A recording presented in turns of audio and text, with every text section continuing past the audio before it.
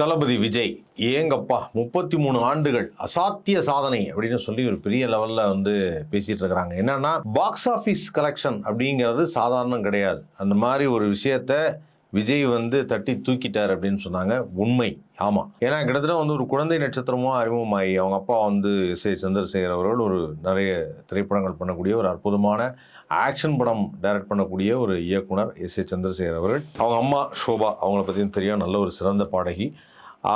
So இப்படிப்பட்ட குடும்பத்திலிருந்து விஜய் அவர் ஒரு சின்ன வயசுலேருந்தே சினிமாவுடைய தொடர்பு அதிகமாக இருக்குது.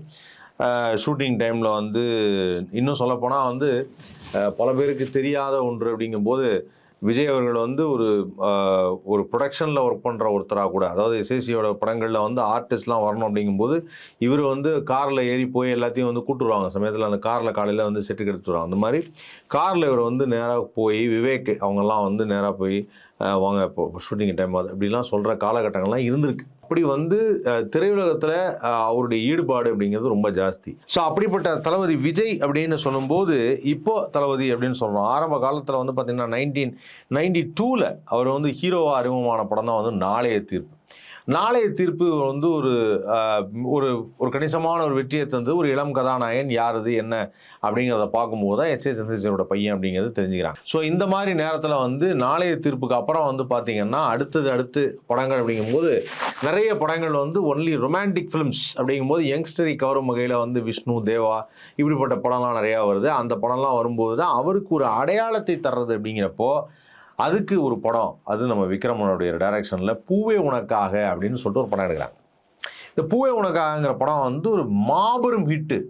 அதோடைய கிளைமேக்ஸ் அவர் பேசின டயலாகை அவ்வளோ பேர் பேசுவாங்க. ஐயோ அந்த கிளைமேக்ஸ் அவர் பேசின டயலாக் இருக்கே, காதல்ங்கிறது ஒரு ரோஜா பூ மாதிரி, அது ஒரு தடவை தான் பூக்கும், மறுபடியும் பூக்காது, இப்படிலாம் அந்த டயலாக் இருக்குல்ல, அந்த டயலாக்லாம் பயங்கர ஃபெமிலியராக பேசப்பட்டது. ஸோ அந்த பூவே உனக்காக படத்தில் தான் அவரை இளைய தளபதி விஜய் அப்படின்னு சொல்லிட்டு அவரை எல்லாரும் கொண்டாட ஆரம்பிக்கிறாங்க.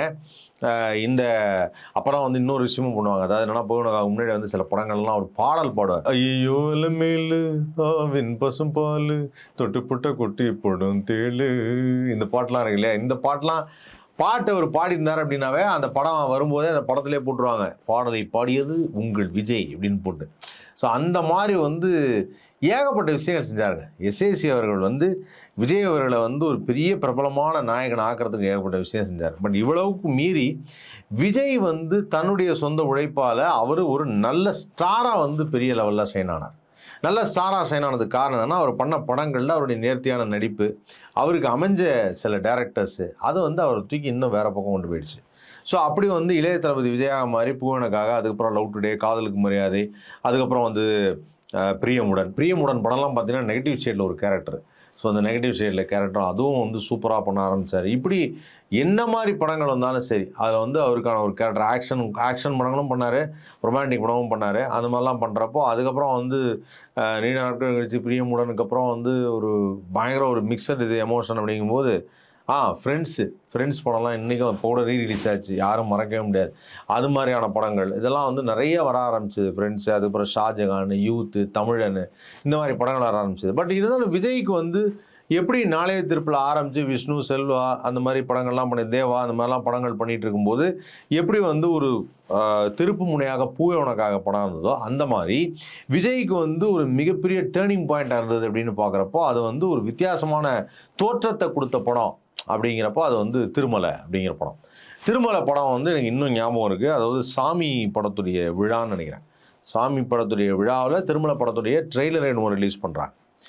அப்படி ரிலீஸ் பண்ணும்போது அந்த ஒரே மேடையில் விஜயும் இருக்கார், சூர்யாவும் இருக்கார், விக்ரமும் இருக்கார், பாலச்சந்தர் சார் படம் கவிதாலயா அவருடைய ப்ரொடக்ஷன். ஸோ அதே சமயத்தில் அடுத்ததாக அந்த படத்தில் இந்த விழாவுக்கு சீஃப் கெஸ்டாக சூப்பர் ஸ்டார் ரஜினிகாந்த் அவர்கள் இருக்கார். ஸோ அப்படி திருமலை படத்தில் பார்த்தீங்கன்னா அந்த லைட்டை ஃபுல்லாக ஷேவ் பண்ணிட்டு ஸ்டப் வச்ச மாதிரி ஒரு கேரக்டரில் வித்தியாசமாக ஒரு லுக்கில் விஜய் இருப்பார். அது பயங்கர லெவலில் பேசப்பட்ட ஒரு விஷயம். இப்போது எனக்கு திருமலை அந்த ட்ரெய்லர் எனக்கு நல்லா ஞாபகம் இருக்குது. அந்த ஆக்ஷன் சீக்வன்ஸ், அது என்ன சொல்கிறது, அந்த இங்கே சொல்லுவோமே அந்த ஏரியா சிந்தாரிப்பேட்டை, அந்த சிந்தாரிப்பேட்டை மாதிரியே செட்டு போட்டு அந்த செட்டில் ஒரு சேசிங் சீன் மாதிரி ஒரு ஆக்ஷன் சீன், அதை இப்படி நின்று இப்படி திரும்பி பார்ப்பார். திருமலையில் அந்த ஓடி இது பார்க்கலாம். அப்போ பாலச்சந்தர் சொல்கிறார், இதுவரை நீங்கள் பார்க்காத ஒரு விஜயை பார்க்க போகிறீர்கள் அப்படின்னு சொல்லி பரபரப்பாக பேசுகிறாரு. அப்படி வந்து ஒரு வேற ஒரு லெவலில் இருந்தது. ஸோ அப்போது இந்த மாதிரி என்ட்ரி கொடுக்கும்போது அப்போ அதில் ஒரு டேர்னிங் பாயிண்ட் அப்படின்னா கில்லி. கில்லி படம் வந்து ஒரு ஒரு ஆல் ஓவர் இந்தியா ரீச்னே சொல்லலாம். ஏன்னா அந்த பாட்டு வந்து அப்படி போடு போடு போடு அப்படின்னு அந்த பாட்டு வந்து வேற லெவல் ஹிட்டு. அது போடாத ஒரு கிளப்பே கிடையாது. டான்ஸு துள்ளல் இசைனாவே அந்த பாட்டு தான். அந்த மாதிரி ஒரு ஹிட்டு, சூப்பர் டூப்பர் ஹிட்டு கில்லி. ஸோ கில்லிக்கு அப்புறம் வந்து பார்த்தீங்கன்னா அடுத்தடுத்த படங்கள் அப்படின்னு பார்க்குறப்போ அங்கே தான் வந்து நம்ம பேரரசு வந்து ஜாயின் ஆகிறாரு. அவரும் வந்து திருப்பாச்சி, சிவகாசின்னு சில படங்கள்லாம் பண்ணார். அதுவும் சூப்பராக ஹிட் ஆகுது. ஸோ இப்படி வந்து அவருடைய வெற்றிக்கு வந்து பல இயக்குனர்கள் அவருடைய கெட்டப் அவர் சேஞ்ச் பண்ண காரணம் என்னென்னா, அந்த யங்ஸ்டர்ஸ் வந்து அவர் எப்படி மாறினாலும் பார்க்குறதுக்குன்னு ஒரு பெரிய ஒரு ஒரு செட் ஆஃப் ஆடியன்ஸ் வந்து ஃபார்ம் ஆகிட்டாங்க. எப்படி நம்ம சூப்பர் ஸ்டாருக்கு ஃபார்ம் ஆனாங்களோ அந்த மாதிரி வந்து ஒரு செட் ஆஃப் ஆடியன்ஸ் வந்து ஃபார்ம் ஆனாங்க. ஸோ அதில் வித்தியாசமாக நிறைய படங்கள் பண்ணிட்டு இருக்காரு. இப்படிலாம் பண்ணிகிட்டு இருக்கும்போது ஒரு பாயிண்டில் வந்து பார்த்தீங்கன்னா பாக்ஸ் ஆஃபீஸ் கலெக்ஷன் அப்படிங்கிறப்ப பாக்ஸ் ஆஃபீஸ் கலெக்ஷனில் என்னன்னா வந்து நீங்கள் ஒரு ஸ்டாராக இருந்தாலும் ஒரு பெரிய பட்டங்கள் வச்சுருந்தாலும் பாக்ஸ் ஆஃபீஸ் கலெக்ஷன் எவ்வளோ வருது அப்படின்னு பார்ப்பாங்க. அந்த மாதிரி வந்து பல கோடி ரூபாய் வசூலை குவித்தது அப்படிங்கிறப்போ இந்த மெர்சலு, கத்தி, அந்த மாதிரி படங்கள், அதுக்கப்புறம் வந்து இது இன்னொரு படம் வந்து பிகில், இந்த மாதிரியான படங்கள் வந்து பாக்ஸ் ஆஃபீஸில் சர்க்கார் இதெல்லாம் வந்தது. ஸோ அதில் வந்து டாப் கிளாஸில் போனது, பாக்ஸ் ஆஃபீஸ்லேயே வந்து இன்னும் டாப்பாக போனது அப்படின்னா பயங்கர, அதாவது 100-150 கோடி ரூபா, 200 கோடி ரூபாய்க்கு மேலே கலெக்ஷனு, 300 கோடியை தொட்டுருச்சுங்க அப்படின்னு சொன்னால் அது வந்து மாஸ்டர், லியோ போன்ற படங்கள். ஸோ இதெல்லாம் வந்து பாக்ஸ் ஆஃபீஸ். அப்புறம் லாஸ்ட்டாக வந்து கோட்டு படமும் எல்லாருக்குமே தெரியும். அதுவும் பயங்கரமாக பேசப்பட்ட ஒரு படமாக இருக்குது. ஸோ இதில் வந்து 33 ஆண்டுகள் 1992 ஆரம்பிச்சு, அதாவது குழந்தை நட்சத்திரமாக அறிமுகமான அந்த பீரியடை விட்டாங்க. கதாநாயகனாக ஆரம்பிச்சு 1992 இப்போ வரைக்கும் அப்படின்னு பார்த்தோம்னா 33 இயர்ஸாக வந்து பாக்ஸ் ஆஃபீஸில் ஒரு பெரிய கிங்காக இருக்காருன்னா அது சாதாரணம் கிடையாது. அதுக்கெல்லாம் காரணம் வந்து இயக்குனர்கள்.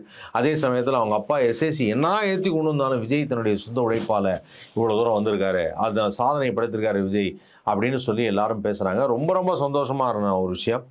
ஆனால் அந்த பாக்ஸ் ஆஃபீஸ் சாதனை படைத்த அந்த விஜய் ஏன் அரசியலுக்கு வந்த பிறகு நான் படம் நடிக்க மாட்டேன் அப்படின்னு சொல்லிட்டாருங்கிறது தான் வருத்தமாக இருக்குது. ஏன்னா இப்படிப்பட்ட பாக்ஸ் ஆஃபீஸில் நம்பர் 1 இருக்கக்கூடிய விஜய் வந்து படங்கள் பண்ணணும் அப்படிங்கிறது சராசரி ரசிகர்களுடைய, அதாவது அவருடைய டைஹார்ட் ஃபேன்ஸ் இல்லாமல் நார்மலான ரசிகர்களுடைய விருப்பம். காரணம் என்னென்னா, எல்லா வீட்லேயும் இருக்கக்கூடிய அப்பா அம்மாக்களுக்கு விஜய் ரொம்ப பிடிக்கும். காரணம் நம்ம பையன் மாதிரி இருக்குது, நம்ம வீட்டு பையன் மாதிரி இருக்குது, அப்படி தான் பார்க்க ஆரம்பித்தாங்க. ஸோ அப்படிப்பட்ட ஒரு ரசிகர்களை கொண்ட விஜய் ஏன் தொடர்ந்து படம் பண்ணக்கூடாது? படம் பண்ணுவார் அப்படின்னு நான் நினைக்கிறேன். எனக்கு தெரிஞ்சு வந்து நான் இதை பற்றி நான் உமாபதி அண்ணன்ட்ட பேசும்போது அவர் சொன்னார், இல்லை கண்டிப்பாக படம் பண்ணுவார் அப்படின்னாரு. நானும் இதை தான் ஃபீல் பண்ணுறேன். 2026 ஜனநாயகன் வந்த பிறகு கண்டிப்பாக 2027 மீண்டும் விஜய் ஒரு படத்தில் நடிப்பார், ரசிகர்களின் வேண்டுகோளுக்கு இணங்க அப்படின்னு சொல்லி எனக்கு தோணுது. ஏன்னா அவரை போன்ற ஒரு ஆர்டிஸ்ட் நடிக்கலைன்னா எப்படி இருக்கும்? அதுவும் அவரை நாங்கள் பார்க்குறோம், ஆனால் பார்த்தா அவர் படம்லாம் நடிக்க மாட்டாங்க அப்படின்னா அது அந்த மாதிரியான ஒரு சூழலை யோசிச்சு கூட பார்க்க முடியல. பட் லெட் இட் பி, ஒரு பாலிடிக்ஸில் இருக்கட்டும், பொலிட்டிக்கலாக நிறைய விஷயங்கள் பண்ணட்டும், அதெல்லாம் ஓகே. ஆனால் இருந்தாலுமே இப்போ எப்படி பண்ணுறாரு? பாலிடிக்ஸில் வந்து மாநாடெல்லாம் போடுறாரு, ஆனாலுமே ஜனநாயகன் படம் எடுக்கிறாருல்ல. அதே மாதிரி படங்கள் பண்ணலாம்ல, ஒரு 2 வருஷத்துக்கு ஒரு தடவை படம் பண்ணலாம்ல. பண்ணுறதுக்கான வாய்ப்புகள் இருக்குது. அப்படி பண்ணார்னா ரொம்ப சிறப்பாக இருக்கும், அப்படி பண்ணலைன்னா ரொம்ப வருத்தமாக இருக்கும். பண்ணுவாருங்கிறது என்னுடைய கணிப்பு, பண்ண மாட்டாருங்கிறது பலருடைய கணிப்பு. பண்ணுவாரா, பண்ண மாட்டாரா? விஜய் மறுபடியும் சினிமாவில் இருப்பாரா, இருக்க மாட்டாரா? இதுக்கப்புறம் வந்து ஒரு பெரிய வெற்றி படத்தை கொடுப்பாரா, கொடுக்க மாட்டாரா அப்படிங்கிறத வெயிட் பண்ணி தான் பார்க்கணும். லைக் பண்ணுங்கள், ஷேர் பண்ணுங்கள், சப்ஸ்கிரைப் பண்ணுங்கள்.